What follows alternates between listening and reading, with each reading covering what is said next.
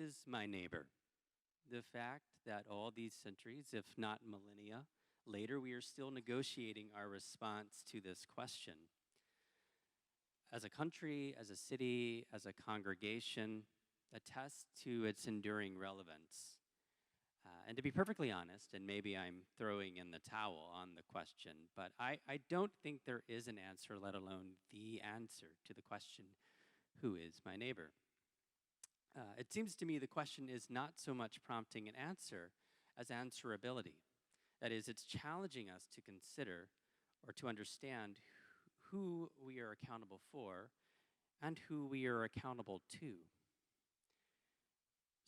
So what happens when we are removed from the palatial perch of human sovereignty and challenge ourselves to make our dwelling with the animals of the fields and forests? How then might we answer the question, who is my neighbor? Many of us do such a great job at inviting animals into our homes to make their dwellings with us, to meet us where we are on our terms. At Judson, our decision to offer treats, toys, and there will be words, is an attempt to practice a little reciprocity in this relationship. We're trying to create a space for at least this one service in which we meet the animals on their terms. We give them a blessing that means something to them, a treat, a toy, a pet on the head. I hope a pet on the head. We give them a blessing that means something to them. And on some levels, I'm sure the words of blessing mean something to them as well. But this blessing is intended to be meaningful for them. We're saying, we see you. We appreciate you, and the joy that you experience in this moment, it matters to us. But the thing about blessing domestic animals, who after all have been bred over time to make their dwelling with us, to meet us where we are and on our terms, is that while deeply meaningful and I think very important, it doesn't really challenge us to be better neighbors to the rest of creation. What might we see if, again, we leave the palatial perch of our human sovereignty to make our dwelling with the animals of the field, so to speak, to meet them where they are and on their terms? Do we dare go there?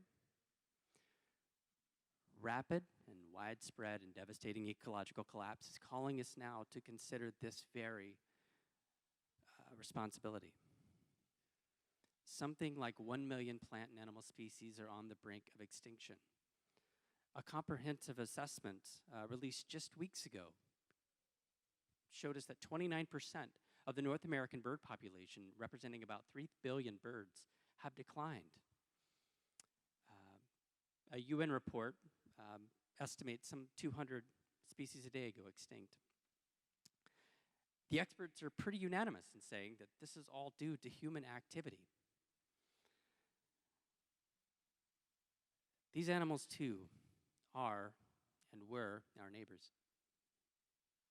But rather than see this as a source of great shame or cognitive dissonance, I think there's a way that we could see this as a source of our own liberation. That when we see through our animal eyes, we see the fullest extent of the community to whom we belong and to whom we are accountable. May we see today and every day on through our animal eyes. Amen.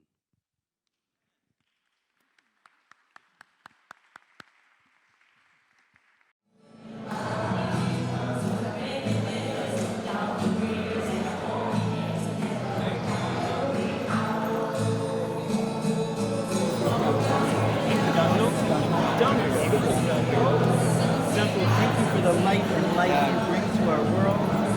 May you be deeply well. May you have joy and peace. May you live and rest in dignity and grace. Amen.